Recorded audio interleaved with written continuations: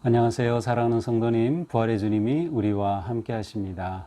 우리와 함께 하시는 주님을 찬양합니다. 기도합시다. 하나님, 오늘도 주님의 말씀을 사모하며 또 주님의 말씀 앞에 섭니다. 이 시간도 성령님, 저의 마음을 새롭게 하여 주시고 날마다 주시는 말씀이 저희들을 거룩한 삶으로 또 지혜로운 삶으로 이끄는 복된 시간 되게 하여 주시옵소서. 예수님 이름으로 기도합니다. 아멘. 네, 오늘 말씀은 잠언 7장 10절에서 27절까지입니다. 잠언 7장 10절에서 27절. 제가 좀 빠르게 읽어보겠습니다. 그때에 기생의 옷을 입은 간교한 여인이 그를 맞으니 이 여인은 떠들며 완악하며 그의 발에 집에 머물지 아니하며 어떤 때는 거리 어떤 때는 광장 또 모퉁이마다 서서 사람을 기다리는 자라. 그 여인이 그를 붙잡고 그에게 입맞추며 부끄러움 모르는 얼굴로 그에게 말하되 내가 화목제를 드려 서운한 것을 오늘 갚았노라. 이러므로 내가 너를 맞으려고 나와 내 얼굴을 찾다가 너를 만났도다. 내 침상에는 요와 애굽의 문이 있는 이불을 폈고 모략과 침향과 계피를 뿌렸노라. 오라 우리가 아침까지 흡족하게 서로 사랑하며 사랑함으로 희락하자. 남편은 집을 떠나 먼 길을 갔는데 은 주머니를 가졌은즉 보름날이나 집에 돌아오리라 하여 여러 가지 말 고운 말로 유혹하며 입술에 호리는 말로 꿰므로 젊은이가 곧 그를 따랐으니 소가 도수장으로 가는 것 같고 미련한 자가 벌을 받으려고 쇠사슬에 매이러 가는 것과 같도다. 필경은 화살이 그 간을 뚫게 되리라. 새가 빨리 그물로 들어가되 그의 생명을 잃어버릴 줄을 알지 못함과 같으니라. 이제 아들들아 내 말을 듣고 내 입의 말에 주의하라. 내 마음이 음녀의 길로 치우치지 말며 그 길에 미혹되지 말지어다. 대저 그가 많은 사람을 상하여 엎드러지게 하였나니 그에게 죽은 자가 허다하니라. 그의 집은 수월의 길이라 사망의 방으로 내려가느니라. 네, 오늘 말씀이 이제 어제 말씀에 계속 이어지는 말씀이에요. 이제 어제는 내 아들아 하면서 이제 그 음녀의 길로 치우치지 말라라고 하는 그러한 이야기를 하고 그 어리석은 자가 바로 이러한 음녀의 길로 들어서게 된다라고 하는 그런 경고의 말씀을 주었죠. 자, 이제 오늘 10절부터는 이렇게 앞에 언급된 그 음녀의 실체가 드러납니다. 그리고 이 젊은이가 거리를 지나 그 골목으로 들어가서 음녀의 집 쪽으로 간 그 결과 이 음녀가 어떻게 이 젊은이를 유혹하는지에 관한 그러한 어떻게 보면 아주 생생한 그림을 보여주는 듯한 그러한 내용입니다. 자, 10절입니다. 그때에 기생의 옷을 입은 간교한 여인이 그를 맞으니, 자, 그때는 언제입니까? 이제 저물 때, 어둑어둑할 때에 한 젊은이가 거리를 지나서 음녀의 골목 모퉁이로 들어가서 그 집으로 들어간 때입니다. 그래서 이 간교한 여인이, 이 음녀가 이 젊은이를 맞이하였습니다. 자, 그런데 이 여인의 모습이 어떻습니까? 기생의 옷을 입었다. 기생의 옷을 입었다. 아마도 이 시대에는 기생의 옷이 아마 이렇게 구별되는 어떤 옷이 있었던 것 같습니다. 그래서 그러한 옷차림을 하면 이것은 기생이구나 라고 하는 것을 이제 알 수 있을 그러한 옷이지 않았을까. 아니면 적어도 유혹하기 위한 그러한 옷차림이었음을 우리는 짐작할 수 있어요. 자, 이 젊은이가 들어오자 이 여인은 11절 떠들며 이제 말로 그 여인에게 이제 그 젊은이에게 이야기하는 것이죠. 그런데 이 여인은 어떠한 평소에 어떠한 행실을 하는가 하면은 11절에 보니까 그의 발이 집에 머물지 아니해요. 그러니까 이 여인은 자기 집에 있는데 그 집안에서 자신이 아내로서 왜 갑자기 아내가 나오는가 하면 사실 이 여인은 결혼한 여인이었어요. 뒤에 이제 우리가 볼 겁니다. 자, 자신이 아내로서 어쩌면 또 부모로서 해야 할 그러한 어떤 삶에 책임이 있는 삶을 살지 아니하고 집에 머물지 아니합니다. 있어야 할 곳에 있지 않는 거죠. 그러면서 거리로 나가고 광장으로 나가고 모퉁이마다 서서 먹잇감을 찾듯이 그렇게 사람을 미혹하는 여인이었습니다.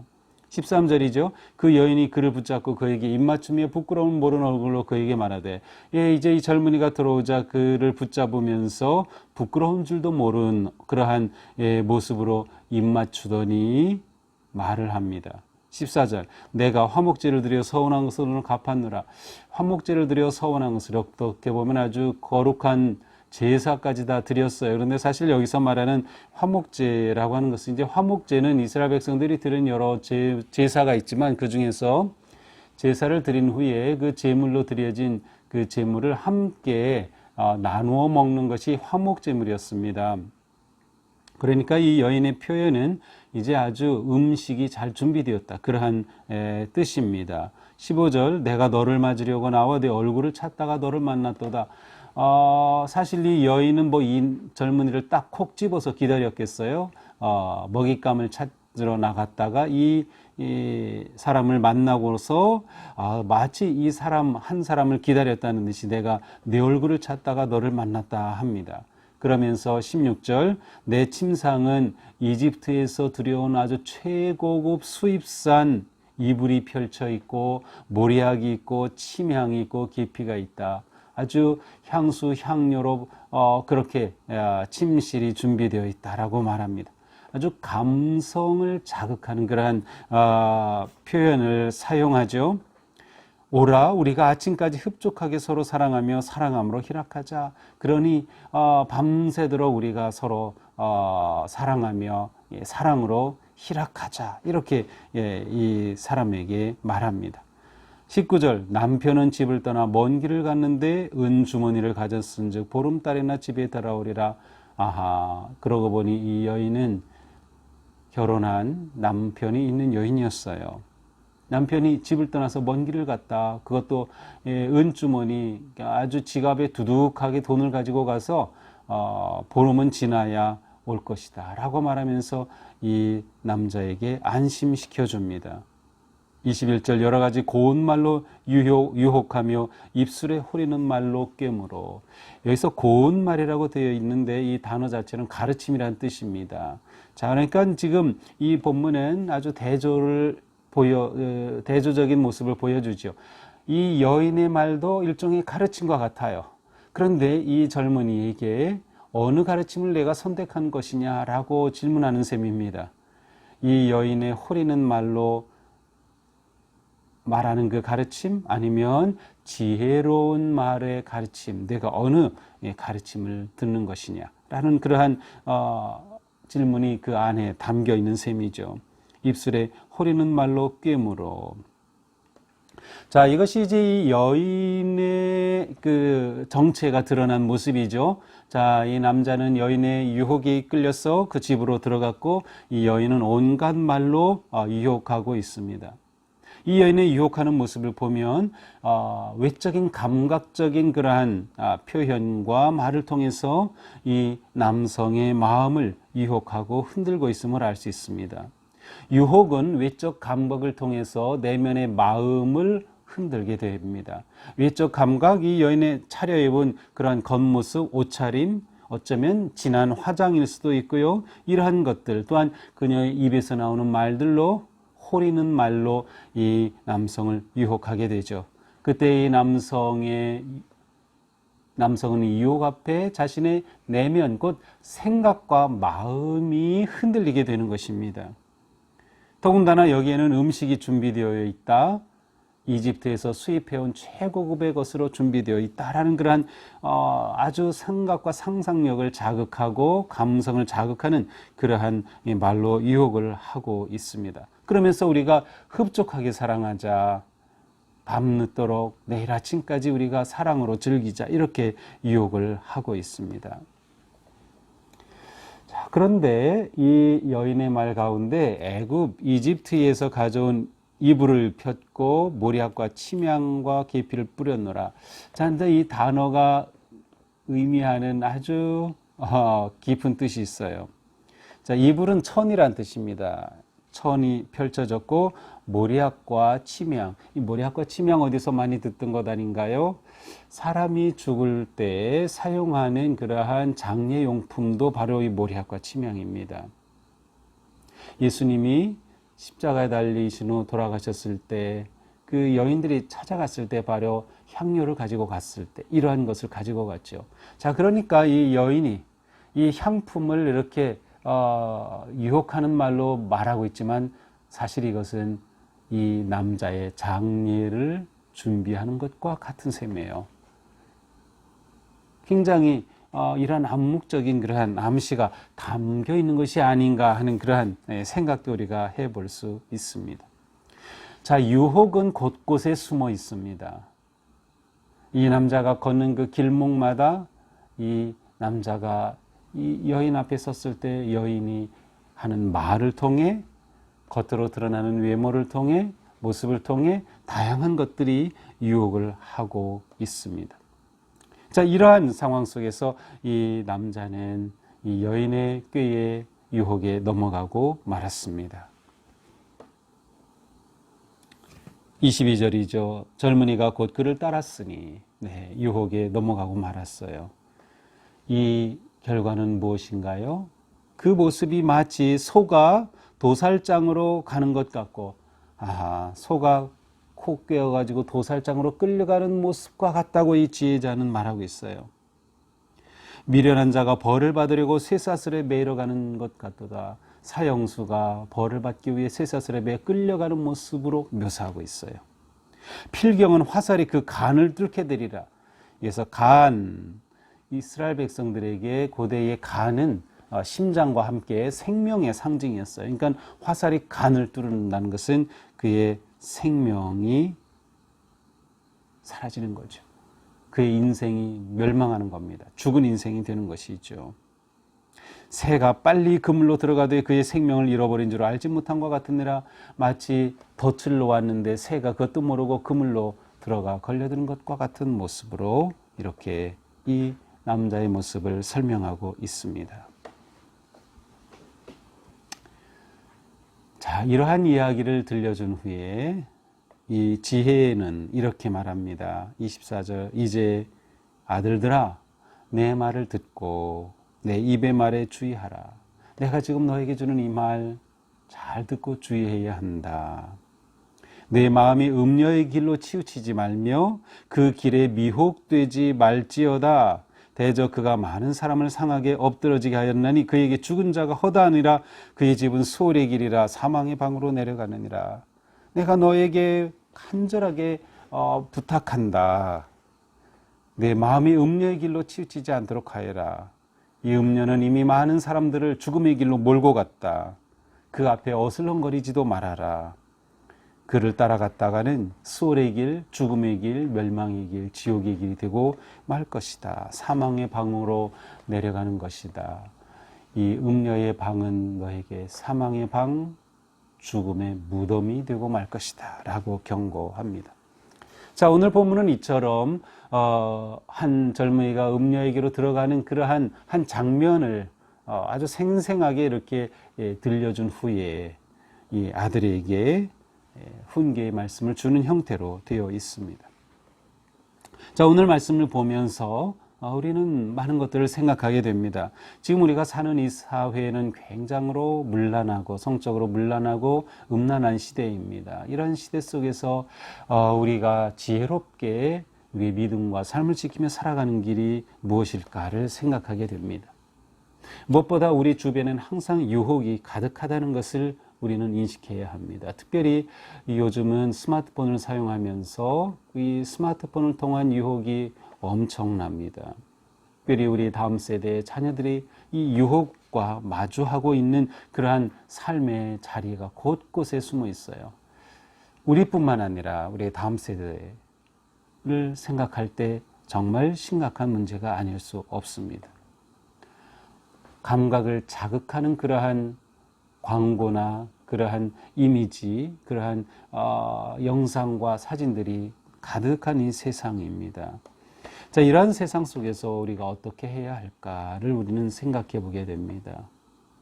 우리는 먼저 보고 듣는 것에 주의해야 합니다. 이 음료의 특징은 시각적으로 자극하며 청각적으로 자극하는 그러한 것이 특징입니다.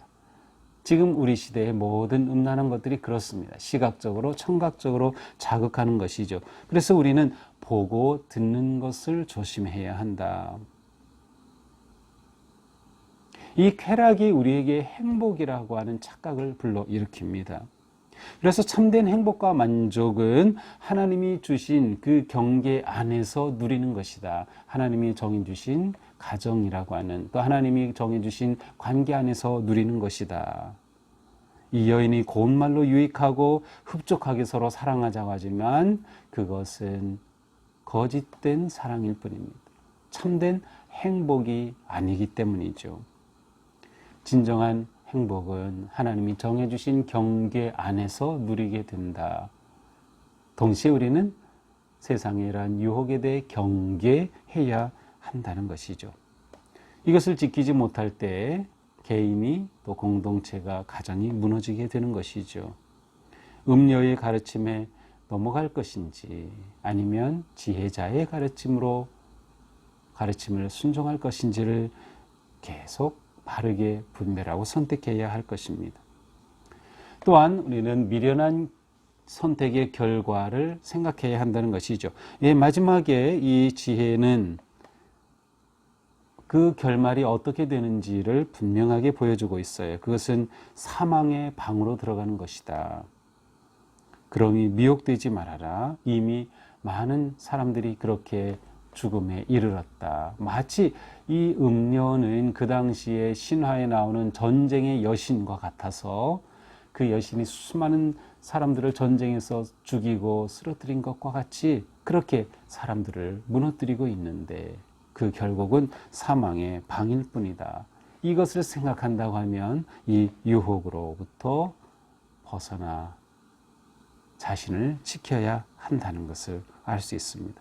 따라서 미련한 선택의 결과를 생각해야 한다. 그리고 우리는 마지막으로 바로 지혜의 말씀에 주의하고 주목하고 그 말씀을 간직해야 한다는 것입니다. 마음을 지키는 길은 지혜를 마음에 담아두는 데 있습니다. 지혜 없다라고 하는 이 표현의 이 성경적으로 이 잠언에서 지혜 없는 자는 그 직역하면은 마음이 부족한 자예요. 마음이 가득하게 든든하게 채워져 있어야 되는데 부족한 거예요. 그것이 지혜가 없다는 뜻이에요. 그러니까 지혜로웠다는 것은 마음에 하나님의 말씀이 가득한 것입니다. 자, 마음의 말씀이 가득하면, 지혜가 가득하면 외적인 유혹이 들어올 때 그것이 내적으로 마음이 그것을 받아들이지 않고 물리칠 수 있어요. 경계할 수 있어요. 거절할 수 있는 거죠. 근데 마음이 말씀과 지혜로 가득하지 않으면 그 빈 마음을 틈타서 외적인 그러한 유혹을 통해, 감각을 통해 내면으로, 생각과 마음으로 들어오게 되는 것입니다. 그러므로 우리의 마음에 말씀의 지혜로 가득 채워야 한다. 이것이 유혹을 피하는 길입니다. 결국 말씀으로 무장하고 경계하는 길이 우리가 유혹을 피하는 길임을 알 수 있습니다. 오늘 하루 우리 사는 동안에도 다양한 유혹이 우리에게 다가올 터인데 그때마다 우리 안에 지혜의 말씀을 담아서 말씀으로 든든하게 우리의 마음과 생각을 지키고 우리의 삶을 거룩하게 지키는 그런 복된 하루가 되기를 주님의 이름으로 축복합니다. 기도합시다. 하나님, 오늘도 저희들에게 지혜의 말씀을 들려주셨습니다. 이 세상이 너무도 타락하고 음란하고 악한 문화 가운데 있습니다. 우리의 삶의 곳곳에서 우리를 유혹하는 것들이 있습니다. 주님, 오늘 하루 사는 동안에 저희들의 마음에 말씀이 가득하여서 그 말씀으로 든든하게 마음과 생각을 지키며 우리의 삶을 지켜내게 하여 주시옵소서. 우리의 삶이 하나님 앞에 늘 아름답고 거룩하고 향기로운 인생이 되도록 이끌어 주시고 인도하여 주옵소서. 저희들은 끊임없이 무너지고 넘어지고 또 유혹에 빠집니다.